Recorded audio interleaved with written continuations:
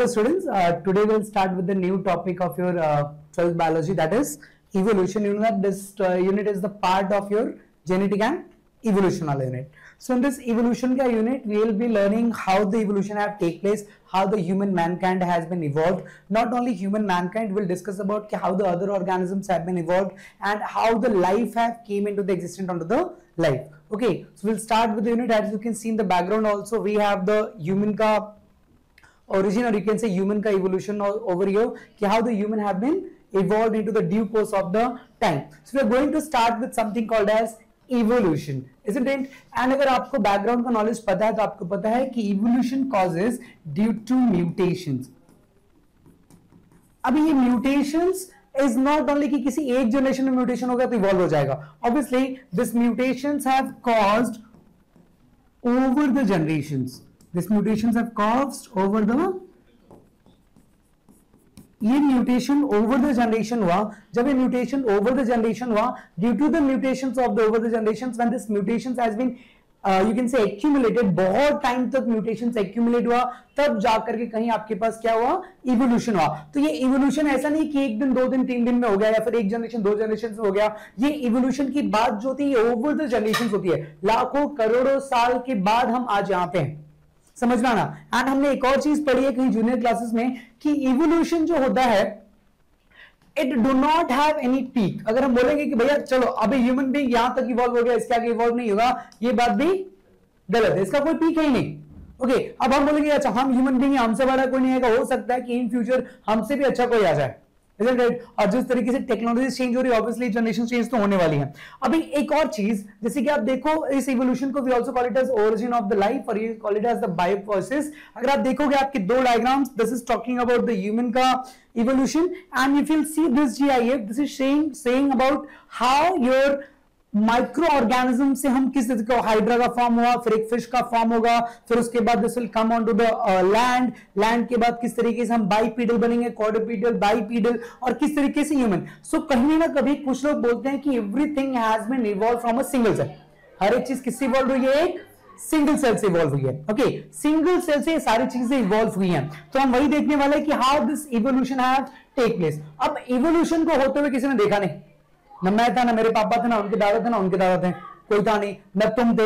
Evolution को होते हुए हम कोई भी ह्यूमन बीइंग या फिर कोई भी ऑर्गेनिज्म इस चीज को देख नहीं सकता है. वो सारी कही बातें हैं कि भैया इवोल्यूशन होते हुए देखा किसी ने. इवोल्यूशन होते हुए कोई देख ही नहीं सकता, समझना ना. तो इवोल्यूशन के लिए बहुत सारे साइंटिस्ट हुए, एंड उन साइंटिस्ट ने अपनी अपनी कुछ थ्योरीज दी. आप थ्योरीज के ऊपर ही वर्कआउट कर सकते हो, क्योंकि इवोल्यूशन होते हुए किसी ने देखा नहीं. नो वन हैव सीन कि how the evolution is going to take place. So there are certain theories. जैसे एक थ्योरीज आती है, it is talking about the theory of special creation.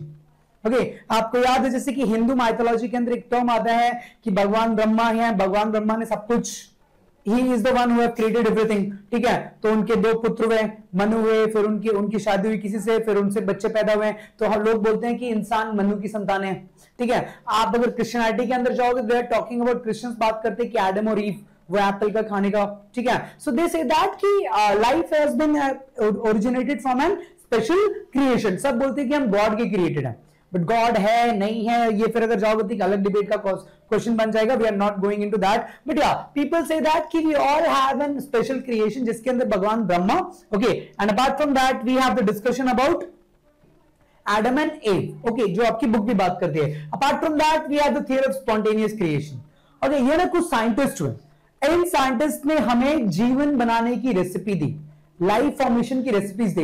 इनकी रेसिपीज बड़ी विचित्र थी. देवर लाइक कि आपको करना क्या है, आपको एक अर्बन पॉट लेना है. ओके, उसके अंदर कुछ गंदे कपड़े डाल देने हैं, उसके अंदर थोड़ा सा वीट डाल दीजिए, उससे 21 दिन में आपके लिए चूहे पैदा हो जाएंगे. वो 21 दिन में पैसा डबल.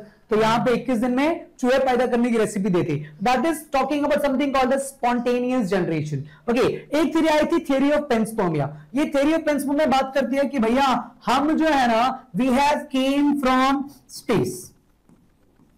हम कहां से हैं भैया, स्पेस से आए हैं. अब इनको ऐसा लगता था कि अर्थ के ऊपर मीटियोर वगैरह हिट हुए, तो मीटियोर के अंदर माइक्रो ऑर्गेनिजम्स के स्पोर्स वगैरह थे. ठीक है, वो अर्थ के ऊपर आ गए, फिर वहां से माइक्रो ऑर्गेनिज्म आया. बट द क्वेश्चन यहाँ पे, अर्थ के बाहर का जो एटमोस्फेयर है पूरा वैक्यूम है, पूरा ड्राई है, वहां पे लाइफ का सर्वाइवल पॉसिबल नहीं है. स्पोर्स भी वहां पे होंगे नहीं. और एक और चीज भैया आपको पता है कि यूवी रेडिएशन से तो भर भर के बाहर अपने एटमोस्फेयर के बाहर. तो कोई भी लाइफ फॉर्म स्पोर्स भी सर्वाइव नहीं करेंगे, तो सर्वाइवल तो फिर वहां पे था ही नहीं, तो ये चीजें आपके पास आ गई थी। तो एक थ्योरी आती है आपके पास, theory of panspermia. Apart from that there is a theory that is called as a theory of eternity of life. They are saying that कि we have been created from the micro organisms and life जो है कहीं ना कहीं से originate हुआ और वहीं से शुरू हो चुका है, that is beginning of the life. इसके आगे आपके पास आती है थ्योरी ऑफ कैस्ट्रोफिज्म, और फिर सबसे वाइडली एक्सेप्टेड थ्योरी जो आती है it is called as Oparin Haldane theory. Oparin Haldane theory जो है ये वाइडली एक्सेप्टेड था। What they were talking about कि whatever the macromolecules has been made, आपकी बॉडी में कार्बोहाइड्रेट है या whatever आपकी बॉडी के अंदर है, कार्बोहाइड्रेट, प्रोटीन, डीएनए, ये सारे मॉलिक्यूल्स जिससे आपका लाइफ है, जिससे आपका सेल बनता है, they have been created from the inorganic compounds. Okay, और इसके बारे में ना बहुत सारी स्टडीज की गई, समझ में आया। वही फिर यूरे एंड मिलर का एक्सपेरिमेंट आता है जिन्होंने इसको एक्सपेरिमेंटली भी प्रूव करके दिया हमें, ठीक है। तो will discuss about these theories one by one कि किस तरीके से काम करता है। तो सबसे पहले थ्योरी जिसके बारे में हम बात करें, we are going to talk about the theory of special creation, how we have been created. You can see in the background these are the Adam and Eve. Okay, ये बात करता है the greatest supported of this theory was father Suarez, and what he said that according to this theory life is created by the supernatural power. भगवान है, ये theory बोलता है कि भगवान ने क्रिएट किया हमको, बट भगवान को किसी ने देखा नहीं, है ना, हम कहां से आए हमें पता नहीं, है ना। हाँ, हिंदू माइथोलॉजिकल बात करते हैं कि महाभारत हुआ था, रामायण हुआ था, राम थे, हनुमान थे, ये वो, अरे बट उनका कोई भी कॉन्क्रीट एविडेंस हमारे पास नहीं है। We have the books, we have Ramayan का बुक, वी हैव महाभारत का बुक। हम बात करते हैं कि ब्रह्मा ने हमें क्रिएट किया है, ब्रह्मा के हम सब वो हैं, या फिर अगर आप क्रिश्चियनिटी के देखोगे तो ये देख रहे हो, अकॉर्डिंग टू द बाइबल जो कि क्रिश्चियंस की एक मेजर बुक है, इस according to that the first man over here was the Adam and the first woman was the Eve. Even Adam से सारी चीजें शुरू हुई and they have been created by the God. And जो Apple खाने की थ्योरी आती थी, ये रही एप्पल, बट ऐसे तो पॉसिबल ही नहीं था, है ना। एडम और ईव से सब कुछ क्रिएटेड है। ओके, इसके अलावा अगर आप हिंदू मैथोलॉजिकल जिसके बारे में बात करते हैं, विल टॉक, तो हिंदू मैथोलॉजिकल सेज दैट कि we have been created by the god Brahma. अपन सब भगवान ब्रह्मा की संतानें हैं, बट भगवान ब्रह्मा किधर है ना। हाँ, पुष्कर में उनका एक मंदिर है, दैट इज इन राजस्थान। अब उसके अलावा और कहीं वो है नहीं, ठीक है। लोग बोलते हैं कि हमारे पास दो लोग थे, पहला इंसान जो था या फिर पहला मनुष्य जो कि ह्यूमन बीइंग के अंदर मेल था वो मनु था, और आपके पास जो फर्स्ट वुमेन थी वो थी श्रद्धा। ओके, वो कौन थी आपके पास? श्रद्धा थी। तो ये दो लोग थे, ठीक है। So special creation theory lakhs the scientific evidence. क्या लैक करता है हमारे पास? Scientific evidence. इस बात का कोई भी साइंटिफिक एविडेंस नहीं है। हमारे पास थ्योरीज है, हमारे पास बुक्स हैं। अब आपको यह भी नहीं पता कि वो बुक किसने लिखी, बाइबल किसने लिखा। लोग बोलते हैं कि लिखा, बट किसी ने देखा नहीं। हम बोलते हैं कि रामायण तुलसीदास या फिर आपके पास वाल्मीकि ने लिखा, वेद व्यास ने बैठ करके महाभारत लिखी, बट महाभारत और रामायण को लिखने और देखने वाला कौन, हमको नहीं पता। Who writes and who says that? समझ में आया ना। ये बुक्स बस चली आ रही है, स्टोरीज, या फिर आप समझ लीजिए कि ये इंडिजिनस नॉलेज सिस्टम की तरह हमारे पास चला जा रहा है। हमने दादा सुना, दादा ने अपने दादा सुना, दादी ने उनको सुनाया, ये सारी स्टोरीज हम बस सुनते चले रहे हैं, या फिर हमारे पास बुक्स है जो हम पढ़ते चले आ रहे हैं। उसके अंदर बहुत सारी चीजें हैं। जैसे अगर मैं बताऊं क्यों कभी कभी हम साइंटिफिक चीजों को मानते हैं, अब आपके पास एक ना थोड़ा सा हम इस टॉपिक से हट करके जा रहे हैं। जैसे we have calculated the distance between earth and the sun, sorry earth and the sun का डिस्टेंस कैलकुलेट किया, तो हनुमान चालीसा का एक लाइन है कि युग सहस्त्र योजन पर मानो। If will calculate it will calculate, it will give, जो नासा ने भी इसको वेरीफाई किया है। बट हाँ, ये लिखी हुई चीजें, ये लिखी हुई बातें किसने लिखी, कब लिखी गई, क्या था, कोई साइंटिफिक एविडेंस तो हमें नहीं पता कि पहला इंसान जो था वो मनु था या फिर श्रद्धा ही थी। कोई भी साइंटिफिक एविडेंस इसके पीछे नहीं है। That is why we are denying this theory. ये थ्योरी है, बट इस थ्योरी को हम डिनाई क्यों कर रहे हैं? क्योंकि इस थ्योरी को एक्सेप्ट करने के लिए हमारे पास कोई भी साइंटिफिक एविडेंस नहीं है। And being an science student we believe on the evidences. अगर हमारे पास साइंटिफिक एविडेंसेस हैं तो हम उसको बिलीव करेंगे, और अगर नहीं है तो हम उसको बिलीव नहीं करने वाले। That was the first theory, that is theory of special creation. Apart from that, अब ये देखो, ये लोग, इन लोगों ने लाइफ को क्रिएट करने की रेसिपी दे दी। भाई इनकी रेसिपी के हिसाब से क्या था, भैया थोड़े से डर्टी कपड़े लीजिए, थोड़ा सा वीट डालिए, 21 दिन में आपको पैसा डबल, सॉरी पैसा डबल नहीं लेकिन चूहे पैदा करके दे देंगे ये लोग। सो माइस को प्रोड्यूस करने का, या फिर माइस को यू कैन से, हाँ माइस को प्रोड्यूस करने का इन लोगों ने क्या दिया भैया, हमको रेसिपी दी। जैसे अपन खाने पीने की रेसिपी बनाते हैं, तो इन्होंने जिंदगी की रेसिपी दी। जिंदगी की रेसिपी क्या है? अगर आपको कुछ भी पैदा करने का है, डर्टी कपड़े रखिए, साथ में थोड़े से रीड रखिए, 21 दिन में चूहा पैदा, ऐसा हो सकता है क्या? नहीं। This is something called as theory of spontaneous generation and हम इसको ये बुलाते हैं थियरी ऑफ एबायोजेनेसिस और ऑटोजेनेसिस। ऑटोजेनेसिस का मतलब क्या हुआ? खुद ब खुद पैदा होना। पॉसिबल है कोई भी चीज खुद ब खुद पैदा हो। अगर आप सेल थ्योरी भी पढ़ोगे, सेल थ्योरी बोलते हैं कि every cell is coming from the previous cell, previous cell से आती है। तो भैया कोई अपने आप आसमान से थोड़ा ना टपकेगा, है ना, आसमान से थोड़ा ना टपकने वाला है। तो ये आपके पास आती थियरी ऑफ ऑटोजेनेसिस। हम इसको एबायोजेनेसिस भी बुलाते हैं बिकॉज यहां पे बायोलॉजिकल चीजें इन्वॉल्व नहीं है। That is what is called as abiogenesis और we call it as spontaneous generation. आपके पास तीन साइंटिस्ट थे, एक आपके पास एपिक्रस थे, आपके पास एरिस्टोटल थे एंड वॉन हेल्मिंटन थे, ठीक है। इन तीनों लोगों ने हमें थ्योरी दी, that is abiogenesis theory. According to them, देखो अभी एरिस्टोटल का नाम आपने बहुत सुना होगा, ये ना एक फिलोसोफर थे। अब इसमें कुछ ऐसा चीजें आ जाती है ना कि जैसे अगर कोई बहुत ज्यादा फेमस हो गया या कुछ बहुत ज्यादा नाम कमा लिया जिसने, ठीक है, अब वो कुछ भी बोलेगा तो भाई वही सही बोल रहा है, भले ही बिना सैर पैर की बातें करे, समझ में ना। तो एरिस्टोटल, वॉन हेल्मिंटन, इनके पास इनकी स्टडीज यही थी कि भैया ये लोगों ने बहुत सारा नाम कमा लिया था फिलोसफिकल वर्ल्ड में या फिर वर्ल्ड के अंदर, ये बहुत रिनॉन्ड इंसान थे उस टाइम पे। तो जो बोला वही मान लो। तो उन्होंने बोला कि भैया हम आपको रेसिपी देते हैं जीवन बनाने का। तो इनके जीवन बनाने की रेसिपी क्या थी? 21 दिन में चूहे पैदा कर लो, जस्ट 21 दिन और चूहे पैदा। क्या करना है? गंदे कपड़े रखिए, थोड़ा सा वीट या फिर कुछ खाने पीने का सामान। अरे खाने पीने का रखोगे तो वैसे ही चूहा आ जाएगा ना। मेरे घर में 1 महीने से चूहा आ रहा था, वो पता नहीं 3rd 4th फ्लोर तक कैसे चढ़ रहा था, उसको हम ढूंढ रहे थे। So now according to this what happened, the life arises spontaneously out of non living matter. Can you guess ये नॉन लिविंग मैटर से लाइफ कैसे ओरिजिनेट हो सकता है? आसमान से थोड़ा ना टपकेगा चूहा। भगवान ने बोला अरे जा इधर बहुत सारा सामान रखा है, तो जा यहां पे आ जाओ, भगवान ने थोड़ा टपकाया उसको। So we are talking about the life is originated from an non living matter which is again not possible over here. For example, houseflies arise from the dung, frog develop from the rainwater। अरे भैया frog rain water से develop नहीं होता है, कहीं बरो करके बैठे रहते हैं अंदर, ठीक है, उनके घरों के अंदर पानी जाता है, या फिर आप कह लीजिए कि एस्टिवेशन एंड हाइबरनेशन दोनों करते हैं, summer sleep and winter sleep दोनों कर रहे हैं वो, तो आते हैं जब उनके पास अच्छा क्लाइमेट बन जाता है, isn't it? So that is what happening. Von Hamilton gave the recipe for the rat। और एक और चीज यहां पे देखोगे, हाउस फ्लाइज भैया काउ डंग से नहीं अराइज होती हैं, स्पेसिफिक स्मेल आता है जिसके थ्रू वहां पे अट्रैक्ट हो जाती हैं। ओके, सेम वे में है, फ्रॉग्स का वही हाल है।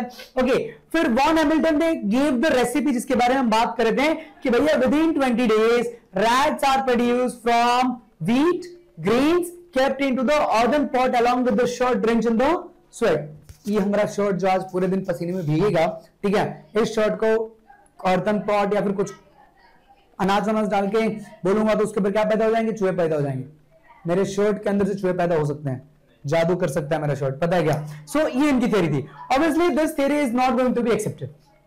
ओके, सो इस थ्योरी को डिसप्रूव करने के लिए 3 साइंटिस्ट हमारे पास आए। कितने साइंटिस्ट थे? 3 साइंटिस्ट थे जिन्होंने इस थ्योरी को क्या किया? डिसप्रूव किया। आपने लुईस पैस्चर का नाम सुना होगा, ये साइंटिफिक वर्ल्ड में बहुत बड़ा नाम है, ठीक है, जिन्होंने हमें बहुत सारे वैक्सीन के बारे में भी इंफॉर्मेशन दिया।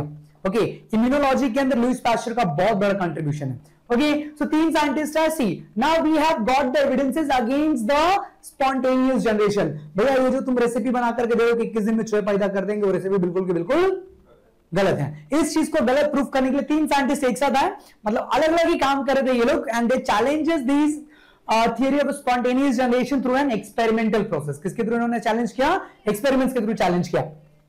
सो see the theory of spontaneous generation was disproved by many scientists। बहुत सारे साइंटिस्ट ने इसको क्या कर दिया? डिसप्रूव किया। इन 17th 18th एंड अलग अलग सेंचुरीज में अलग अलग साइंटिस्ट ने अलग अलग एक्सपेरिमेंट्स करके दिया हमें, ठीक है। तो ये 3 लोग थे।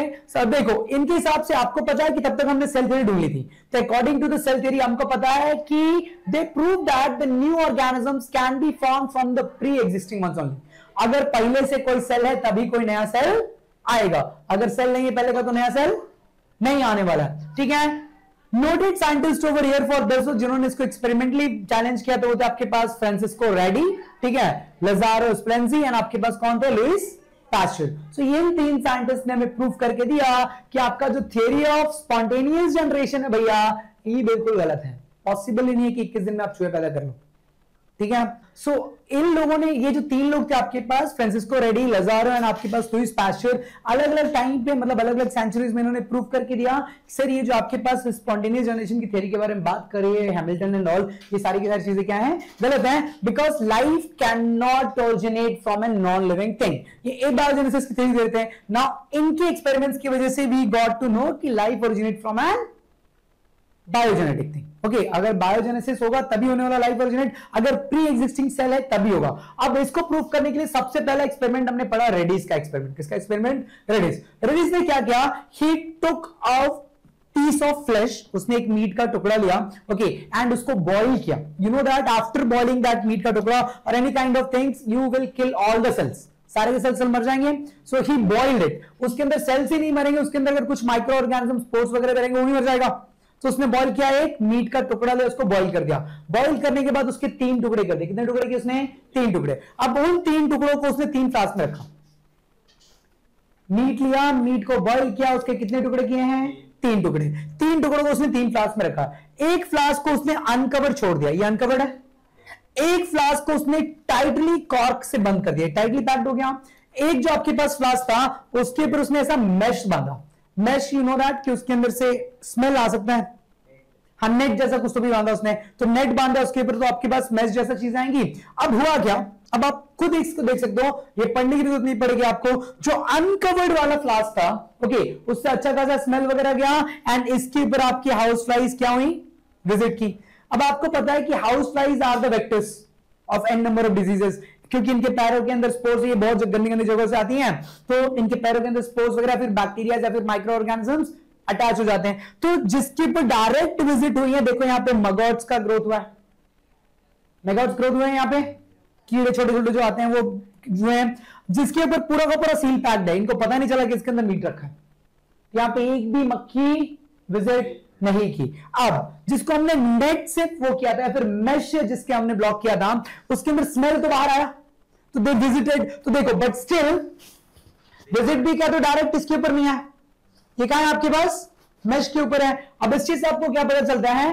Ready took the flesh and cook so that no organisms were left alive, even the cell भी डेड और सारे ऑर्गेनिज्म भी मर गए। अब then he place the flesh into the 3 jars, एक को अनकवर रखा, एक को परमानेंट कवर कर दिया और एक को मसलिन क्लॉथ, मतलब नेट वाले क्लॉथ उसने कवर अप किया। हुआ क्या? He kept this jars few days and observe the maggots developed only in the uncovered jar. किसमें मगर्स डेवलप हुए? आपके सिर्फ अनकवर्ड जार में ही डेवलप हुए हैं, बाकी 2 में हुए हैं क्या? नहीं। अगर इसमें हुआ भी है तो वो मेश के ऊपर हुआ है, मेश के ऊपर हुआ उसका ग्रोथ। ओके, ये आपके पास पहला था। इसके बाद आपके पास है स्प्लैंजिन। स्प्लैंजिन ने क्या किया? इसने एक ब्रॉथ, मतलब आप समझिए कि एक तरीके का सूप बनाया। क्या बनाया इसने? एक सूप। अब सूप किस चीज का बनाया है इसने? ही टुक अ ब्रॉथ, और ये सूप किस चीज का था? इसने एक हे इन्फ्यूजन का फ्लास्क लिया। हे क्या होता है आपको पता है? ये अपन जो ये काटते हैं गेहूं वगैरह, वो काट करके जो बच जाता है उसका स्ट्रॉ, उसको हम लोग हे बुलाते हैं, ठीक है। उसने हे लिया और हे को इन्फ्यूज करके बॉइल किया। क्या किया? बॉइल। आपको पता है किसी भी चीज को जब बॉइल कर दोगे तो उसके अंदर माइक्रो ऑर्गेनिजम्स मर गए, सारे सेल्स मर गए, फिर वही कहानी। उसने उसके ऊपर सील पैक करके कॉक कर दिया। देखो, ब्रॉथ को हीट किया और इसने, सॉरी, पहले वाले ब्रॉथ को हीट करके उसने फ्लास्क को ओपन ही छोड़ दिया। फ्लास्क को जब उसने ओपन छोड़ा तो उसके अंदर माइक्रो ऑर्गेनिजम्स का ग्रोथ दिखाई दिया। क्या दिया उसके अंदर? माइक्रो ऑर्गेनिजम्स का ग्रोथ दिखाई दिया। But in the second case, ये तो आपके पास फर्स्ट केस था। सेकंड केस में व्हाट ही डिड, इसने ब्रॉथ को हीट किया और ब्रॉथ के फ्लास्क को सील कर दिया। व्हाट ही डिड, उसको सील कर दिया। यानी सील कर दिया मतलब जो आपने बॉइल कर दिया, सारे माइक्रो ऑर्गेनिजम्स मर गए। अब आपने सील कर दिया तो एयर का भी आना जाना बंद, कुछ भी अंदर आना बाहर जा रहा है। एयर भी क्यों, एयर का भी क्यों हमारे पास जरूरी है? बिकॉज यू नो दैट के air contains a lot of spores and micro organisms. तो पूरा सील पैक किया तो ना एयर अंदर ना एयर बाहर, समझ में आया? अब जब आपके पास कोई भी एयर का एक्सचेंज नहीं हुआ तो देयर वाज नो ग्रोथ। फिर थोड़े दिन के बाद उसने उसको ओपन किया, फिर देखा कि ग्रोथ हो रहा है ना। अब इससे हमें कंक्लूजन क्या मिला? So there was no growth on any kind of organism in the flask, जिसको उसने कॉक से बंद किया था। After few days when he removed the cork, okay, there were growth of the organism in the flask because air could enter into the flask, and you know that air have the spores. Airs के पास क्या है, spores है, और उन्हीं spores की वजह से आपके पास क्या हो सकते हैं, माइक्रो ऑर्गेनिज्म के अंदर ग्रो हो सकते हैं। मतलब अगेन अगर इसके अंदर भी कोई ग्रोथ आया है तो वो प्री एग्जिस्टिंग सेल से आया है। ऐसा इसने कोई रेसिपी नहीं रेडी किया हैमिल्टन की तरह, ठीक है। सबसे बड़ा ब्रेक थ्रू मिला जब हमें एक्सपेरिमेंट करके दिखाया पास्चर ने। किसने हमें एक्सपेरिमेंट करके दिखाया, लुईस पास्चर ने जब हमें एक्सपेरिमेंट करके दिखाया तो we got to know and we have a breakthrough over here. Now what he did, इन्होंने सेम एक्सपेरिमेंट जो आपके पास पैंजर ने परफॉर्म किया था, same experiment he did, okay. And इस एक्सपेरिमेंट के अंदर एक ट्विस्ट इन्होंने क्या किया था, वो जो आपके पास कॉर्क था, उस कॉर्क को ही replaced with something called as curved tubes. अब कर्व ट्यूब्स में अरेंज करने का क्या फायदा है, ओके। फायदा ये है कि this curve tubes have edges, इसके पास क्या है बेटा, एज है। What did have, it have edge. And in edges का फायदा क्या हुआ, अब आप समझो ना, आप इस रूम को भी देखोगे तो जहां जहां कॉर्नर्स होते हैं वहां पे स्पोर्स या मिट्टी बैठ जाती है। मिट्टी ज्यादा कॉर्नर्स पे बैठती है, जितने एजेस उतने ज्यादा मिट्टी बैठेगी, है ना। सो हुआ क्या, इन्होंने बॉइल किया, देखो micro organisms along with the dust got entrapped into the curve bend in the flask, they have the curve bend over here, okay. तो इस कर्व बेंड जो फ्लास्क के अंदर था उसके अंदर माइक्रोऑर्गेनिजम्स क्या हो गए, ट्रैप हो गए। आप देख सकते हो यहां पे थोड़ा सा कलर चेंज है, isn't it on the curves? This color change is because of the deposition of the microorganisms.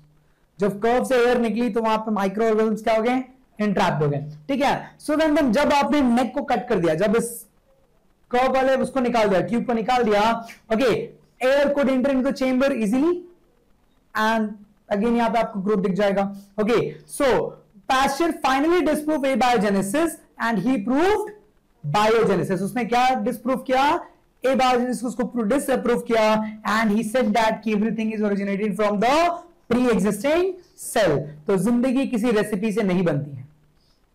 What he said about, कि जिंदगी किसी रेसिपी से नहीं बनती है, जिंदगी अगर चाहिए तो प्री एग्जिस्टिंग सेल जरूरी है। बिना प्री एग्जिस्टिंग सेल के आप लाइफ को ओरिजिनेट नहीं करा सकते हो। According to the theory of biogenesis, life arises from an pre existing cell, but it does not explain कि प्री एग्जिस्टिंग सेल कहां से आया। सो साइंस का ना एक बहुत बड़ा अच्छा और बहुत मस्त रूल है कि हर एक आंसर एक क्वेश्चन के साथ में आता है। नाउ द डिस्प्रूव दैट कि भैया बायोजेनेसिस से लाइफ नहीं ओरिजिनेट होता है, एंड द प्रूफ दैट कि बायोजेनेसिस से होता है। इन्होंने बोला कि भैया जिंदगी अगर आएगी तो प्री एग्जिस्टिंग सेल से आएगी, बट ये बताना भूल गए कि ये प्री एग्जिस्टिंग सेल कहां से आया। क्योंकि इस प्री एग्जिस्टिंग सेल जब आया था उस टाइम पे ना हम थे, ना तुम थे, ना हमारे दादा थे, ना उनके दादा थे, कोई नहीं था, है ना।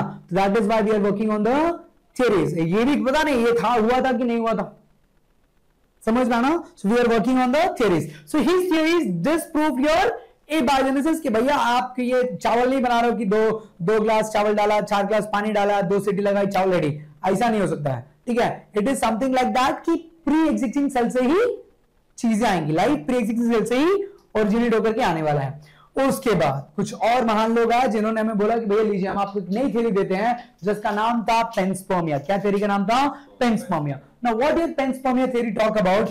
It talks that, और हम इसको बोलते हैं कि कॉस्मोजोइक थ्योरी भी, और इसको हम बुलाते हैं इंटरप्लैनेटरी थ्योरी दे। कुछ लोग बोलते हैं कि भैया लाइफ का जो ओरिजिनेशन हुआ था ना, मस्त ओरिजिनेशन हुआ है। कुछ लोग बोलते हैं कि भैया हम आए थे स्पेस से, अर्थ के ऊपर ऑर्गेनिजम्स कहां से आए, स्पेस से। इनके हिसाब से ऐसा मेटेरॉइड हिट वगैरह हुआ था और इस मेटेरॉइड हिट के ऊपर स्पोर्स थे। ऐसा नहीं बोल सकते कि माइक्रो ऑर्गेनिजम्स के बच्चे थे। या फिर आपने सुपरमैन वाली वो देखी क्या मूवी, सुपरमैन का जो प्लैनेट टूट रहा था, है ना, तो उसके पप्पा ने उसको एक स्पेसशिप के अंदर बिठाया कैप्सूल में, और कैप्सूल अर्थ पे आ गया। ऐसा कुछ नहीं हुआ, ठीक है, कि हम भी किसी बहुत बड़े सुपरमैन के वो हैं और फिर आकर के इधर आ गए, ऐसा कुछ भी नहीं हुआ है, समझ में आना। So according to those theories what they are saying that कि लाइफ हैज ओरिजिनेटेड, और लाइफ अर्थ के ऊपर एक स्पेस ट्रैवलिंग के थ्रू है, ठीक है, कि इन मेटेरॉइड्स वगैरह के अंदर आपके पास माइक्रोस्पोर वगैरह थे और उन्हीं माइक्रोस्पोर्स वगैरह के थ्रू चीजें कट हुई, ठीक है। सो इट प्रपोज किया था आपके पास रिचर ने, एंड इसको सपोर्ट किया था एरेनस ने, बट किसी काम का नहीं था, ठीक है। एकदम बोंकस वाली थ्योरी दे दी थी इन लोगों ने। According to this theory life has not originated on the earth. इनके हिसाब से जिंदगी अर्थ पे बनी ही नहीं, हम कहीं बाहर दुनिया से आए हुए हैं, ठीक है। That is what, okay, rather spores of life has migrated to the earth from some other planet. Spores, microorganism जो स्पोर्स बनाते हैं, ठीक है, इनके हिसाब से हम स्पोर्स के फॉर्म में किसी दूसरे प्लेनेट से आए थे, जैसे वो सुपरमैन आया था, है ना, वो डीसी वाले या मार्वल वाले कौन है वो दिखाते हैं ना कि सुपरमैन डीसी वाले, तो वैसा आया था life. It is not possible. Okay, certain scientist criticise this theory. Obviously criticism में मिलेगा. The problem why we have to criticize, because spores of life cannot survive in the outer atmosphere. Reason is very simple: extreme dryness, high temperature और UV rays. UV rays भर का है भैया, अपने atmosphere से बाहर जाओ. सबसे बड़ा जो कांड हुआ वो तो ओजोन ने यूवी के साथ ही कर दिया. क्या कांड किया भैया? ओजोन को बनाया यूवी ने. जैसे ही ओजोन लेयर बनी वैसे यूवी को टाटा बाय बाय, तुम मत अंदर, है ना. तो सबसे बड़ा बेवफाई तो यूवी रेस के साथ में कर दिया ओजोन लेयर ने. Okay, so certain scientist criticise this theory by saying that spores of life form can not survive into the outer space. Obviously because outer space का जो कंडीशन है आउटर स्पेस का वो बहुत ज्यादा हार्श है, वहां पे सर्वाइवल पॉसिबल ही नहीं है. समझ रहे ना, पूरा का पूरा वैक्यूमाइज. अगर वैक्यूम है या नहीं है, चलो वैक्यूम अगर है भी, पूरा का पूरा एयर नहीं है, पूरा का पूरा यूवी रेज भरा पड़ा है, कहां से लाइफ को सर्वाइव कराओगे? ड्राइनेस से लाइफ सर्वाइव कहां से करेगी? समझ रहे ना. So those things were there in this conditions. Okay, इसके बाद हमारे पास ये दो साइंटिस्ट लोग आए. ओके, आपके पास ओपेरन एंड हेल्डन. इन दो लोगों की थ्योरीज बड़ी मस्त आई.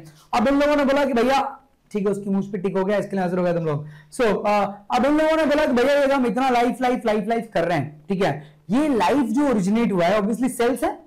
सेल्स के अंदर बड़ा ही ना, ये आप समझिए कि बहुत ज्यादा फैसिनेटिंग की चीजें हैं कि आपका प्रोटीन नॉन लिविंग थिंग है, आपका कार्बोहाइड्रेट नॉन लिविंग थिंग है, आपका डीएनए नॉन लिविंग थिंग है, ठीक है, आपका plasma membrane non living thing है. बट जब ये सारे कंपोनेंट्स एक साथ आते हैं तो एक सेल बनाते हैं जो कि लिविंग है. Isn't it? Carbohydrate, protein, fat, lipids, आपका प्लाज्मा मेम्ब्रेन के अंदर जो आपके पास फॉस्फोलिपिड्स वगैरह जो बनते हैं, डीएनए, इससे ही तो सेल बना है. बट अगर इंडिविजुअली अगर हम इन चीजों को देखेंगे तो सारे के सारे नॉन लिविंग है. ठीक है. सो देखिए, modern hypothesis for the origin of life was put forward bye Hückel in the crude form. सबसे पहला बंदा था हैकेल जिसने बोला कि भैया ऐसा लाइफ आ सकता है. ठीक है, हैकेल ने बोला. हैकेल को उसको बहुत ज्यादा एक्सपेरिमेंटेशन और एक्सप्लोरेशन की जरूरत थी. वो किया किसने? इसके बाद इसको एक्सप्लोर किया ओपेरन एंड हेल्डन ने बहुत ज्यादा. हैकेल ने क्रूड फॉर्म में रखा कि हाँ भैया लाइफ जो ऐसे ओरिजिनेट हुई रहेगी. समझ में आना. उसके ऊपर एक्सप्लोरेशन किया आपके पास ओपेरन एंड हेल्डन ने, और उसके ऊपर काम किया था यूरे एंड, समझ में आ रहा है, यूरे एंड मिलर. एंड आपको पता है ये जो आपके पास मिलर है, ठीक है, ये एक आप ही की तरह अंडर ग्रेजुएट कर, you are the 12th, but 12th के बाद जो ग्रेजुएशन होता है, ठीक है, उसके basically we call it as undergraduates और यूजीज. ओके, वो बंदा ना उसने यूजी के प्रोजेक्ट में इतना बड़ा काम करके दे दिया, है ना. तुमको तो एक छोटा सा असाइनमेंट दे दो तो नानी याद आ जाती है ना, कि कैसे होगा, इतना प्रेशर, ये वो फलाना ढिंगा पता नहीं क्या क्या. इस बंदे ने अपने यूजी के प्रोजेक्ट में इतना बड़ा इवोल्यूशन करके दे दिया, सॉरी इतना बड़ा इवोल्यूशन बोल रहा हूं, इतना बड़ा कांड करके दे दिया. किसकी वजह से? कि इवोल्यूशन का चैप्टर पढ़ना पड़ता है ना. क्यों किया इसने? गाली आते हैं ना ऐसे लोगों के लिए. जरा तुम लोग जाकर गए वो वैसा वो इवोल्यूशन के अंदर वो तुम्हारा वो जो भाई साहब है फादर ऑफ जेनेटिक्स, अरे शिट, फादर ऑफ जेनेटिक्स कौन? मेंडल भाई साहब, मेंडल, हाँ मेंडल, जॉन मेंडल. तो मेंडल भाई साहब को जब मटर मिला था तो भाई मटर पनीर बना के खाओ ना. तुमको कौन बोला कि देखो कि फ्लावर पर्पल है कि व्हाइट है? तुमको प्रपोज करना है क्या वो पी के फ्लावर से किसी को? तुमको तो बोला नहीं कि देखो कि फ्लावर कैसे आ रहा है, बंच में आ रहा है कि सिंगल आ रहा है, टर्मिनल आ रहा है कि एक्सिल आ रहा है. कौन बोल रहा तुमको देखने के लिए, है ना. अभी मटर ही है, मटर का सीड येलो है या ग्रीन है, क्या फर्क पड़ता है भैया? तुमको मटर पनीर बनाओ और खाओ. बट नहीं, उनको ये भी देखना है ये येलो हो रहा है कि ये ग्रीन हो रहा है. क्यों नहीं, क्या बोलोगे उनके लिए? सो ओपेरन की थ्योरी क्या बात करती है? They were basically focused on to the form of that life has been originated from the inorganic form. उन्होंने बोला कि बहुत सारे इनऑर्गेनिक केमिकल्स मिले, उन्होंने हमें ऑर्गेनिक कंपाउंड बना के दिया, और यही ऑर्गेनिक कंपाउंड्स बाद में कंबाइन होकर के एक सेल बना करके देते हैं. यही इनऑर्गेनिक कंपाउंड्स बाद में ऑर्गेनिक कंपाउंड बनाएंगे, and these organic compounds are going to give you a cell. That is what they told us. So it is also called as chemical theory of origin of life, or the theory of artificial synthesis, or you also call it as materialistic theory. ये operon ने बोला कि इन्होंने artificially, क्योंकि होते हुए तो किसी ने नहीं देखा. जब ये सब कुछ हो रहा था, ना मैं था, ना आप थे, ना कोई था, ओपरन के दादा भी नहीं थे देखने के लिए, समझना, कोई था नहीं देखने के लिए। So Alexander Oparin was an Russian biochemist and इन्होंने एक बुक लिखी जिसका नाम था ओरिजिन ऑफ लाइफ। इन्होंने ये थ्योरी उस बुक के अंदर दी थी हमें, ठीक है। उसके बाद हेल्डन भी आए, जेबीएस हेल्डन, वो एक इंग्लिश फिलोसोफर थे। इन्होंने क्या बोला, सॉरी, ये आपके पास जेबीएस हेल्डन थे जो कि आपके पास इंग्लिश फिजियोलॉजिस्ट थे, okay, who later on settle in India. India में सेटल हो गया बंदा, यार इंडिया में क्यों करना, वो भी भुवनेश्वर में हो गया था, ठीक है। इसने एक बुक लिखी जिसका नाम था द एंजाइम, और द एंजाइम में इसने फिर हमारे पास थ्योरीज दी। अब हुआ क्या इसके अंदर, what has happened over here is, देखो, अकॉर्डिंग टू देम, इनके हिसाब से हमारे प्रिमिटिव अर्थ युगो साल पहले, ऐसा आता है कि बहुत साल पहले, तो युगो साल पहले हमारा जो प्रिमिटिव एटमॉस्फेयर था वो पूरा का पूरा डिफरेंट कंडीशन में था। कौन से कंडीशन में था, डिफरेंट। अब डिफरेंट कंडीशन कौन सा, different condition in the sense भैया वो रिड्यूसिंग टाइप का था। कौन सा टाइप का था, आज का जो इन्वायरमेंट वो ऑक्सीडाइजिंग टाइप का है। क्यों ऑक्सीडाइजिंग टाइप का है, मैं सिंपल सी चीज बता रहा हूं। आपने एप्पल को कट करके कभी रखा है फ्रीली, आप देखोगे, आप एप्पल को कट करके रखोगे, अच्छा सा एग्जांपल आपको मिलता है। आपको पता है कि एप्पल के अंदर थोड़ा आयरन का कंटेंट ज्यादा होता है। अगर आप एप्पल को कट करके रखोगे, वो एप्पल के आयरन को तुरंत ऑक्सीडाइज करता है और एप्पल ब्राउन हो जाता है, ब्राउनिश या रेडिश कलर का हो जाता है, क्योंकि अभी इन्वायरमेंट में फ्री O2 अवेलेबल है। तो ये ऑक्सीडाइजिंग इन्वायरमेंट है। बट प्रिमिटिव अर्थ के ऊपर जो इन्वायरमेंट था वो क्या था बेटा, रिड्यूसिंग टाइप था, मतलब फ्री ऑक्सीजन अवेलेबल था, अभी तो बाउंडेड फॉर्म में था। कौन से फॉर्म में था, फ्री नहीं था। तुम ऐसा सांस ले रहे हो ना, फ्री O2 वैसा नहीं था। और इसका अच्छा सा एग्जांपल आज का वैसा इन्वायरमेंट ऑक्सीडाइजिंग इन्वायरमेंट है। क्यों है, क्योंकि आपके पास ऑक्सीजन फ्री में अवेलेबल है। अर्ली प्रिमिटिव टाइम में ऑक्सीजन फ्री में अवेलेबल नहीं था। Okay, so what ever O2 was present, it was in the bounded form, किसी मेटल ऑक्साइड या फिर किसी बॉक्साइड किसी फॉर्म में था। ओजोन तो था ही नहीं, ओजोन लेयर नहीं। अब अगर ओजोन लेयर नहीं तो लाइफ का एक्सपेक्टेशन तो भूल ही जाओ, क्योंकि सन के पास इतना सारा यूवी रेज है, कोई भी लाइफ ओरिजिनेट होना इज एन टास्क, हो ही नहीं सकता यूवी रेज के प्रेजेंस में, क्योंकि भैया वो अलग ही टाइप का म्यूटेशन कॉज कर देता है डीएनए वगैरह के अंदर। ओके, तो सबसे पहला था, अगर हमें लाइफ को ओरिजिनेट करना था अर्थ पे, तो ओजोन का फॉर्मेशन और यूवी लाइट का ब्लॉक समझना, वो कैसे हम ड्यू कोर्स में पढ़ेंगे। Okay, so there was no ozone, temperature बहुत हाई। आज तो 2 डिग्री के टेम्परेचर के इंक्रीज में अपनी हालत खराब हो जाती है गर्मियों के दिनों में, ठीक है, जहां हम 42 43 पहुंचेगी अपनी तो हालत खराब है ना। सो temperature was high at that time and भैया एयर के अंदर बहुत सारा methane, ammonia, H2, water vapour, यही सब कुछ था और कुछ। ये प्रिमिटिव अर्थ की कहानी है, ठीक है। अब ये थ्री बोलती है, ये लोग क्या बोलते हैं, the above mentioned simple molecules, ये कंबाइंड हुए, क्या हुए एक साथ में, और वो कौन से वाले कंपाउंड हुए, ये आपका methane, ammonia, hydrogen, water vapour, ये सब कुछ कंबाइंड हुए और इन इनऑर्गेनिक कंपाउंड्स ने हमें ऑर्गेनिक कंपाउंड्स प्रोड्यूस करके दिया। इन्होंने क्या दिया हमें, ऑर्गेनिक कंपाउंड प्रोड्यूस करके दिया। So the above mentioned simple molecules combined to form complex biomolecules in water in the presence of following energy sources. अब इसमें एनर्जी सोर्सेज कौन कौन से थे हमारे पास, एनर्जी सोर्सेज है heat from the volcanic eruptions, आपके पास बहुत सारा हीट है, वो आपके वोल्केनिक इरप्शंस के थ्रू देखने को मिला। यहां तक समझ में आना, तो heat from the volcanic eruptions भी आपको देखने के लिए मिल रहे थे। ओके, वो उस हीट को हम as a energy source use कर रहे हैं, किसकी तरह यूज कर रहे हैं, as a energy source to combine the things. मैं बताऊं सबसे अच्छा सा एग्जांपल, आप ना शुगर का कैरेमलाइजेशन करते हो, कैरेमल बनाते हो बिल्कुल एक ऐसा कैरेमल, आपको पता है कैसा आता है उसका, वो टेक्सचर हीट की वजह से आता है। When you heat the sugar up to certain temperature it will caramelise, मतलब कहना है कि भैया उसका पॉलीमराइजेशन हो जाएगा। क्या हो जाएगा उसका, क्योंकि शुगर के तो आपके पास क्रिस्टल्स आते हैं, बट आप उसको बॉइल करोगे तो उसका एक ऐसा पॉलीमर सा फॉर्मेशन होता है। तो वही चीज यहां पे यूवी होता है। उसके बाद lightning from the cloud, UV rays and x rays, बहुत सारा एनर्जी है। एंड वाटर तो आपको पता है कि बहुत अच्छा सॉल्वेंट है, water is one of the good solvents. Okay, so life originated in the water because of water is acting as an excellent solvent and it provides the maximum chances for molecular interactions. अच्छा खासा वहां पे क्या हमारे लिए molecular interactions हुआ। सो इन सब लोगों की थ्योरीज को लेकर के हमारे पास एक नया टॉपिक रेडी हुआ जिसका नाम था केमिकल इवोल्यूशन, और हमने इसको क्या बोला, कीमोजेनी। क्या बोला हमने इसको, केमिकल इवोल्यूशन और कीमोजेनी। ओके, अभी ये केमिकल इवोल्यूशन एंड कीमोजेनी उन्हीं की थ्योरीज बात करते हैं। ओपनहेलर ने क्या बोला कि सर आपके पास जो भी चीजें हैं या फिर जो भी चीजें ओरिजिनेट हुई हैं, it has been originated from the inorganic compounds. Inorganic compounds ने खुद का पॉलीमरेशन किया या खुद को किसी तरीके से बॉन्ड फॉर्म किए और बॉन्ड फॉर्म करके क्या बना दिया उन्होंने हमारे लिए, ऑर्गेनिक कंपाउंड्स बना करके दे दिए। सो आपके पास थियरी आती है केमिकल इवोल्यूशन और कीमोगेमी की।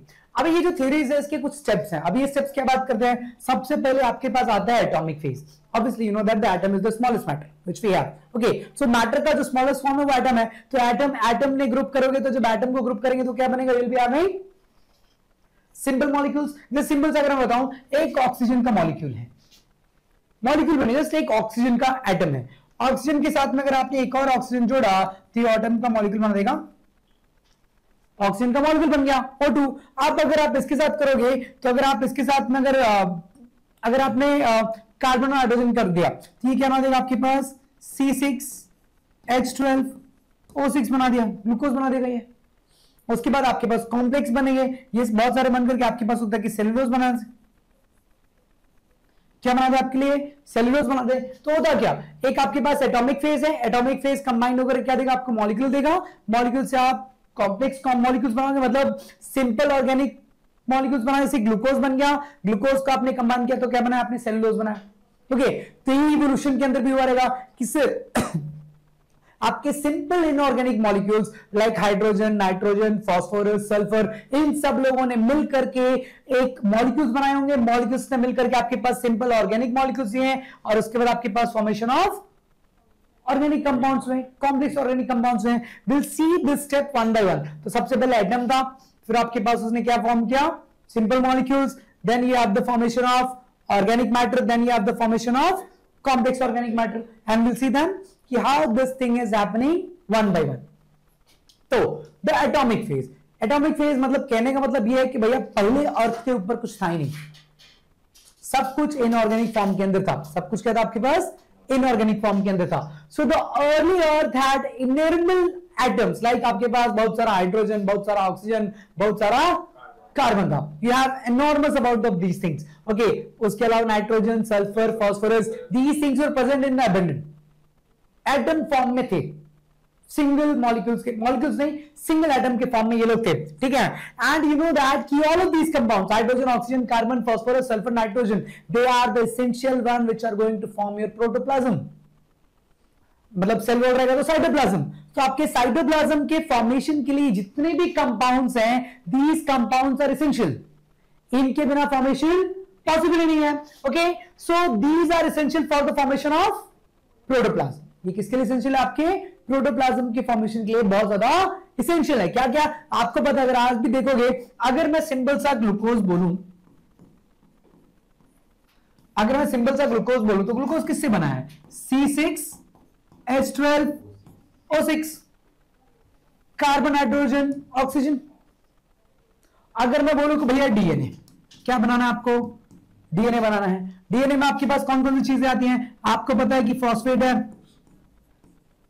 क्या आपके पास फॉस्फेट है। Apart from that you know that कि आपके पास नाइट्रोजन बेस है ना, और आपके पास क्या है, शुगर है। अब ये फॉस्फेट अगेन नेसेसरी है, नाइट्रोजन बेस में नाइट्रोजन, जैसे कि आपने पढ़ा है एडेनाइन, थायामीन, गुआनाइन, साइटोसाइन, ये चारों जो आपके पास एटीजीसी हैं, नाइट्रोजन बेसिस है।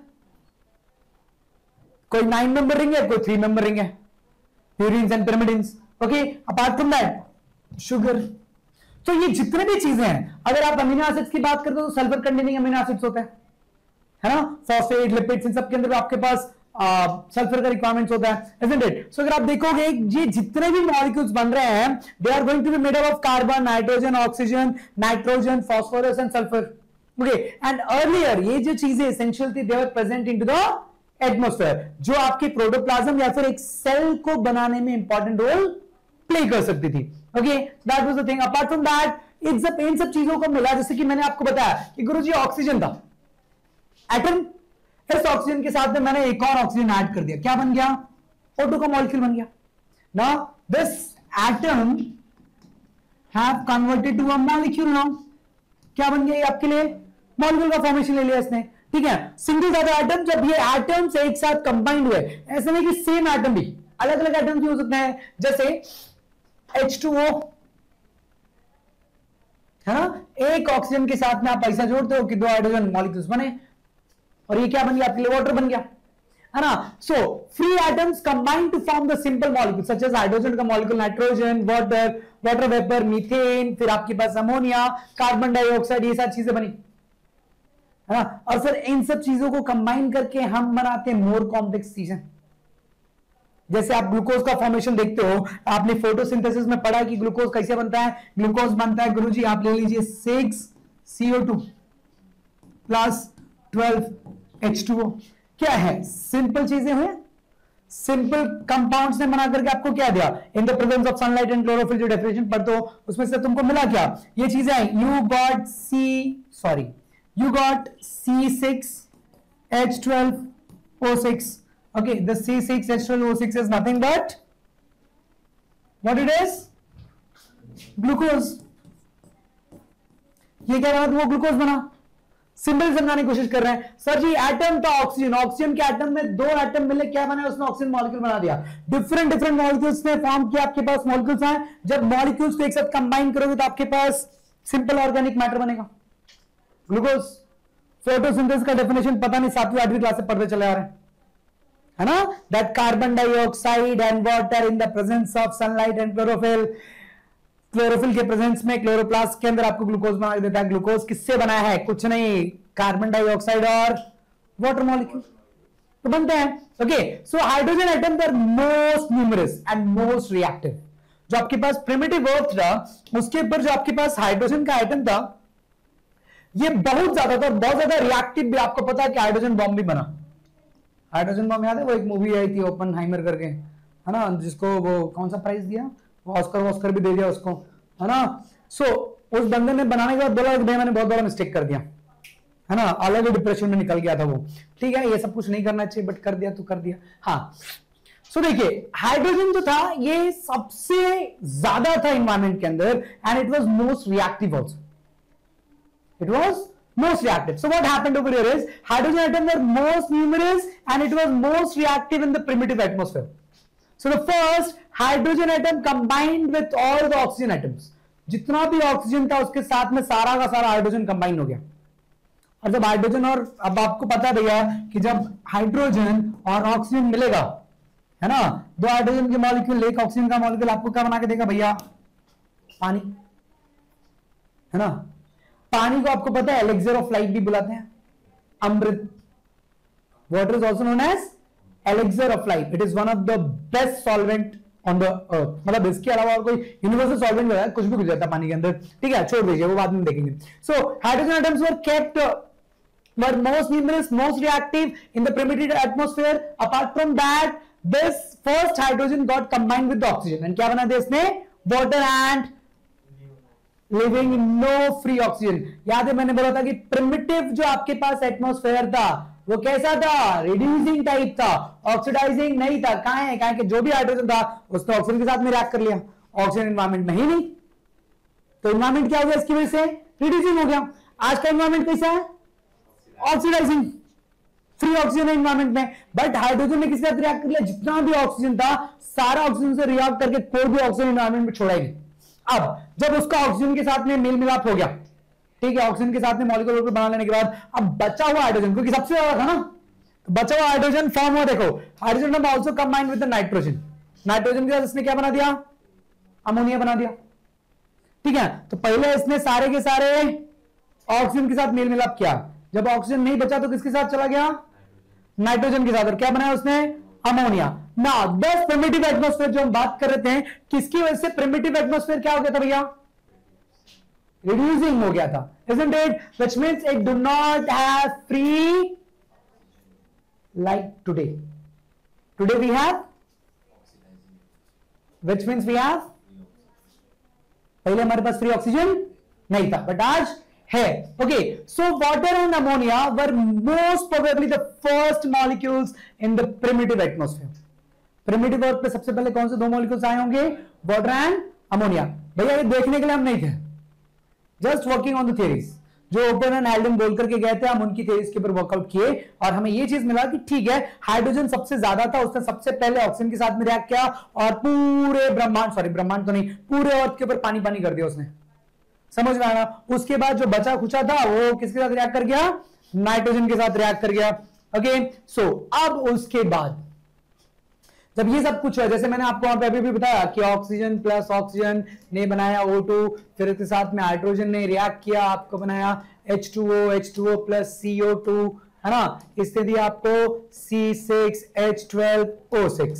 अब ये वाली चीज बनेगी, है ना। So we have the formation of simple molecules तो बना लिए। अब इन मॉलिक्यूल्स को कंबाइन करके हम क्या बनाएंगे भैया? Simple organic molecules. So how it has happened? early simple molecules interacted with to produce the following simple organic molecules। जैसे आपके पास वाटर और कार्बन डाइऑक्साइड ने रिएक्ट किया। किसने रिएक्ट किया?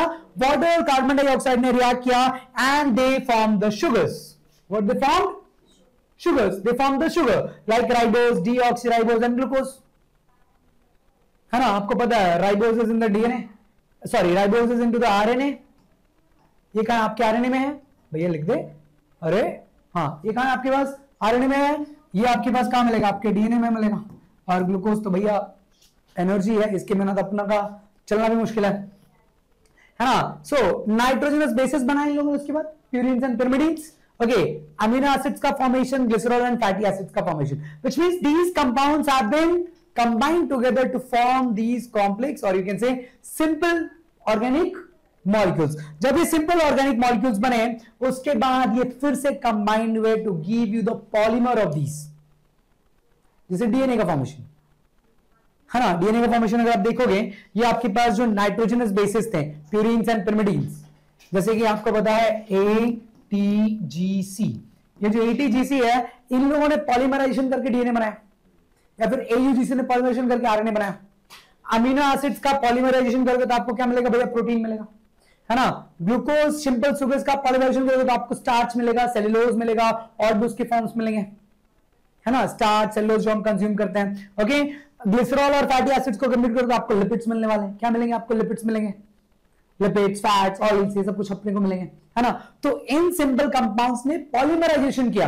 एंड मैंने आपको कैरेमलाइजेशन का एग्जांपल इसलिए दिया था कि इनको अब हीट कीजिए आप, और हीट करेंगे तो आपको पॉलीमर्स मिलेंगे। ओके, आप आगे देखोगे इस चीज को। सी, अब युगो साल पहले जब ये सब कुछ हो गया, you had the torrential rain. कौन सा रेन था बेटा? बहुत आंधी तूफान और उसके साथ में बहुत सारा बिजली, इन द सेंस वो what do call it as electric thunder वाला सब कुछ है, ठीक है। With electricity discharge from the sky, ठीक है। इलेक्ट्रिकल डिस्चार्जेस थे बहुत ज्यादा, थंडर बोल्ट बहुत ज्यादा थे वहां पे, उसके अंदर एनर्जी थी। अब इसलिए हीट जनरेट करता बेटा, अगर यहां गिरा ना दीवार फाड़ देगा वो, ठीक है। इतनी हीट एनर्जी होती है उसके अंदर, ठीक है। सो टोरेंटियल रेन था जहां पे बहुत तेज बारिश थी, आंधी था, तूफान था, बिजली कड़कती थी, और ये जो बिजली से प्रोड्यूस एनर्जी थी उसको यूज किया गया पॉलीमराइजेशन के लिए। किसके लिए यूज किया इन लोगों ने? पॉलीमराइजेशन के लिए। So we had the torrential rain, बहुत बारिश हुई, ठीक है। मतलब ऐसा बोलते हैं कि भैया कुछ there are like severals of years, कुछ तो करोड़ों लाखों साल तक बस बारिश ही बारिश होती रहेगी। समझ में? क्योंकि देखने के लिए मिला, कुछ लोग बोलते हैं कि 200 मिलियन तक बारिश हुई, 200 ईयर्स तक बारिश हुई, बट कितनी हुई एग्जैक्ट डेट्स आप बुक्स लिख के देती हैं, but again we are sceptical about that thing कि होती है या फिर नहीं होती है। As the water rush down, okay, अब आपको पता है एसिड रेन आज भी होता है।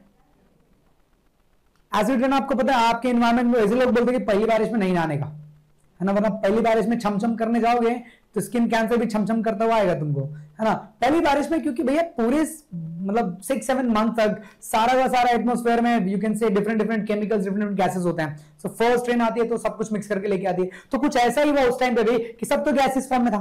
तो जब बारिश हुई उसने जो भी इन्वायरमेंट के अंदर था सब मिला करके समुद्र में डाल दिया, समुद्र ओशन जो भी वो बना रहा था उस टाइम पे, ठीक है। So as the water rush down it must have dissolved away and carried with its salts and the minerals and ultimately accumulated in the form of oceans के फॉर्म में एक्यूमुलेट हो गया वो।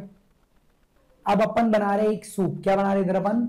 सूप बना, देखिए वो सूप कैसे बनेगा, ठीक है। सो जब बारिश हुई, टोरेंटियल रेन थी जिसके अंदर एनर्जी बहुत ज्यादा थी, वो सारी चीजें लेकर के आ गया नीचे, ठीक है, आजकल भी एसिड रेन होता है ना, ये एसिड रेन, पहला वाला एसिड रेन क्या है, कुछ नहीं भैया, डिफरेंट डिफरेंट जो आपके पास केमिकल्स इन्वायरमेंट में वो वाटर के साथ में रिएक्ट कर करके नीचे चले जाते हैं, समझ में, जो सल्फर वल्फर या फिर जो गैसेस ऊपर गई वो सब रिएक्ट करके आती है, ठीक है। So ancient oceanic water contain a large amount of dissolved NH3 ammonia, okay, methane था, फिर साइनाइड वाली चीजें थी, नाइट्राइट्स थी, कार्बाइड थी एंड वेरियस गैसेस एंड अब इसके अंदर एक सूप बनाएंगे हम, देखिए सूप कैसी बनती है ना। द फॉर्मेशन ऑफ सिंपल वाले थिंग्स, सी आपका CH4, methane, carbon dioxide and hydrogen, ने बनाया शुगर एंड ग्लिसरॉल एंड फिर मीथेन, फिर साइनाइड, फिर आपके पास ammonia, then you have water, purine and फिर इन सब ने मिलकर के आपके पास अमीनो एसिड्स बनाए, सब मिलकर क्या बना मेरे लिए, अमीनो एसिड्स। तो ये सारी चीजें ऐसी कंबाइन होकर एक साथ आती हैं, ठीक है। So these things have happen like this. Now इसके बाद सिंपल ऑर्गेनिक कंपाउंड क्या बना, जिस सूप की बात मैं कर रहा था, अब सब कुछ तो उसके अंदर पड़ा हुआ है ना। It is like it have now nutrition, बहुत सारा क्या उसके अंदर न्यूट्रिशन है। Now the soup like broth of the chemicals formed in the ocean of the early earth, okay, which living cells are believed to have been appeared। अब ये जो आपके पास कंपाउंड से ये पॉलीमराइज हो चुके हैं, अब यहां से हम बनाएंगे सेल, क्या बनाएंगे, cell. Now what has happened, J B Haldane ने इसको बोला था प्रीबायोटिक सूप, क्या बोला, ही सेड दैट कि भैया ये आपका हॉट डाइल्यूट सूप है, ये आपका हॉट डाइल्यूट सूप है, ठीक है, इसको बोला प्रीबायोटिक सूप, ओके, ये हेल्डन ने बोला था, okay. Once formed the organic molecule accumulated in the water, जब ये ऑर्गेनिक मॉलिक्यूल्स बन गया ना तो इन लोगों ने खुद को एक्यूमुलेट किया वाटर के अंदर, क्या किया, खुद को एक्यूमुलेट, कुछ कंपाउंड्स ने खुद को एक्यूमुलेट किया और अपने आसपास में एक सरफेस जैसा क्रिएट किया, क्या किया, एक सरफेस क्रिएट किया। अब आप समझिए कि एक वो अपने आसपास एक बाउंड्री क्रिएट करे जिसको आप सेल मेम्ब्रेन या सेल वॉल बाद में बुलाते हो, या प्लाज्मा मेम्ब्रेन, वैसा कुछ क्रिएट किया, वैसा होता नहीं है बट वो ऐसा करते हैं। जैसे ना आप, अगर मैं आपको एक एग्जांपल बताऊं, पानी के अंदर कभी आप सोप डालिए या फिर आप कभी एक ऑयल डालिए, वो एक अपने अराउंड एक स्पेसिफिक एरिया क्रिएट कर लेगा, वो एक स्पेसिफिक एरिया, तो वो वाला जो एरिया उसने क्रिएट किया है वैसा ही कुछ यहां पे भी हुआ। So once formed organic molecules accumulated in the water because their degradation was extremely slow, कोई खाने के लिए है नहीं सूप और अपने आप डिग्रेड तो बहुत स्लो होगा, तो क्या होने लगे, धीरे धीरे धीरे धीरे आगे के पास में एक्यूमुलेट होने लगे और अपने अराउंड एक क्या किया उन्होंने, बाउंड्री जैसे कुछ तो भी क्रिएट किया। वो अभी सेल मेम्ब्रेन नहीं था but they created something like cell membrane. जैसे आप घर बनाने से पहले अपना एरिया मार्क करते हो वैसा उसने एरिया मार्क किया, समझ में आया, वैसा था, okay. So because there no life और एंजाइम भी नहीं थे, कैटलिस्ट भी नहीं थे, तो सारा प्रोसेस क्या था आपको पता है, कैटलिस्ट या फिर एंजाइम के एब्सेंस में प्रोसेस तो स्लो ही होने वाला है ना। सो देखिए, a variety of amino acid, fatty acid, hydrocarbons, purines and pyrimidines, bases और simple sugars and other simple organic molecules accumulated in the ancient sea. Ancient sea में ये सारी की सारी चीजें क्या होगी, एक्यूमुलेट होगी। क्या क्या था भैया हमारे पास है बहुत सारा अमीनो एसिड, मेरे पास है बहुत सारा फैटी एसिड, मेरे पास है बहुत सारा हाइड्रोकार्बन्स, मेरे पास है बहुत ज्यादा purines, pyrimidines, simple sugars, complex sugars, बहुत सारी चीजें हैं। Now they have came together with an accumulation. Basis से तो सेल बना है, प्यूरिन्स, pyrimidines डीएनए बना कर दे देंगे, है ना, बाकी सारी चीजें प्रोटोप्लाज्म बना देगा, फिर सेल मेम्ब्रेन वगैरह बनाने की चीजें भी सब कुछ तो है ना। अब हुआ क्या कि प्रीमेबल, आपके पास अगर देखोगे in the primeval atmosphere electrical discharges थे, जैसे कि मैंने बोला ना कि टोरेंटियल रेन हो रहा था तो इलेक्ट्रिकल डिस्चार्ज थे, लाइटनिंग था, सोलर एनर्जी आपके पास, इन सब लोगों ने हमें दिया एक चीज जिसका नाम था एटीपी, और एटीपी के अंदर वो पॉलीफॉस्फेट्स के फॉर्म में आया, ओके, और this became the source of energy for us. और इस एटीपी ने बहुत इंपॉर्टेंट रोल प्ले किया। आज भी आपकी जो currency of energy it is ATP, your currency of energy is ATP and nothing else. तो we have these things over here, okay. Sidney W Fox इसके पास आए जिन्होंने हमें दिया कि कॉम्प्लेक्स ऑर्गेनिक मटेरियल कैसे फॉर्म हुआ, okay. So Sidney W Fox ने हमें क्या बोला, of the University of the Miami has demonstrated that if a nearly dry mixture of amino acids, क्या एकदम ड्राई अमीनो एसिड्स का मिक्सचर अगर आप रखोगे और अगर उसको हीट करोगे, अमीनो एसिड के को ड्राई करके लीजिए, उसको हीट कीजिए, इनके हिसाब से भैया आपको पॉलीपेप्टाइड बन जाएगा। पॉलीपेप्टाइड मतलब क्या, अमीनो एसिड्स का चेन, ओके, ये इन्होंने बताया, ठीक है। Similarly simple sugars could be formed polysaccharides and fatty acid could combine to produce the fats, amino acid could form the protein by heating them. मैंने इसीलिए आपको कैरेमलाइजेशन का एग्जांपल भी दिया। अरे आप अपने शुगर के क्रिस्टल्स को जरा, मम्मी जैसे कुछ बनाते ना कैरेमल वगैरह का केक वगैरह, कैरमल का केक, वो कैरेमल केक कैसे बनता है भैया, वो कैरेमलाइजेशन होता है शुगर का, वो हीट किया जाता है एक स्पेसिफिक वो है। आप लोगों ने पट्टी खाई है, पहले वो आते थे मार्केट में बेचने के लिए, अलग डिजाइन बना के बेचता है, वो स्कूल के बाहर बेचता था शुगर का कुछ तो भी, हाँ ऐसे ऐसे खींचते रहो, तो वो because of the caramelisation only sugar का ही बना, कंप्लीट शुगर है वो, बट इतना उसको हीट करके और इतनी तरीके से उसको प्रोसेस किया गया है कि वो लंबा लंबा खींचता जाता है, पॉलीमर निकलता जाता है, और ये इन्हीं कंपाउंड्स को बता। This all things are possible because of the heat. So small simple organic molecules combine to form the large complex organic molecules. Amino acid unite to join the polypeptides, and polypeptide से क्या बना, protein. Simple sugar ने क्या बनाया आपके लिए, polysaccharide बना कर दिया। फैटी एसिड और ग्लिसरॉल यूनाइट होकर क्या बनाया आपको, फैट बना करके दिया। Sugar, nitrogen base and phosphate ने क्या बनाया आपके पास, न्यूक्लियोटाइड, बाद में न्यूक्लिक एसिड बनाया, मतलब उसने डीएनए और आरएनए बना करके दिया। ये चीज आपके पास फॉर्म हुई। हुआ क्या था, एक ग्लांस में अगर हम देखेंगे भैया, बहुत टेम्परेचर हाई, ये ऑलरेडी एनवायरमेंट में था, बारिश आई, लाइटनिंग आई, रेडिएशन थे, रेडिएशन भी होंगे, सनलाइट में नहीं बोलूंगा, सनलाइट ही था, बट इसमें तो रेडिएशन था ना, क्योंकि ओजोन तो था नहीं, तो यूवी एक्सरे जितनी भी रेज आनी सब आ रही थी। अब इन लोगों ने क्या किया, एनर्जी प्रोवाइड किया। तो अब देखिए, due to this heat and due to this radiation, due to this lightning, बहुत सारा एनर्जी मिला, these got polymerized to form this thing. We have, you can say purines है, sugars है, amino acids है, glycogen and fatty acids। इन लोगों ने combine होकर क्या बनाया, nucleotide, polysaccharide, protein and fat. इन लोगों ने क्या बनाया, अगेन डीएनए आरएनए वगैरह बना दिया, और यहां से हम फिर पहुंचे कहां पे, बायोलॉजिकल इवोल्यूशन की तरफ। This is how this chemical evolution might have take place. सो कैसे हुआ केमिकल इवोल्यूशन, या फिर सिंपल चीजें कैसे है आपके पास, शुगर प्लस शुगर ने क्या दिया मुझे, fatty acid plus glycerol gave me fat, amino acid protein, nitrogen base, pentose, sugar and phosphate gives me nucleotide gives me nucleic acid, है ना। अब इसके बाद एक टॉपिक आता है अबाउट द मिलर एक्सपेरिमेंट, और मिलर एक्सपेरिमेंट को हम कवर करेंगे कल। ये जो चीजें हमने अभी थ्योरेटिकल पढ़ी है, मिलर ने इसको हमें एक्सपेरिमेंटल प्रूफ करके दिया था, तो इसको हम पढ़ेंगे कल। तब तक के लिए अपना ख्याल रखिए।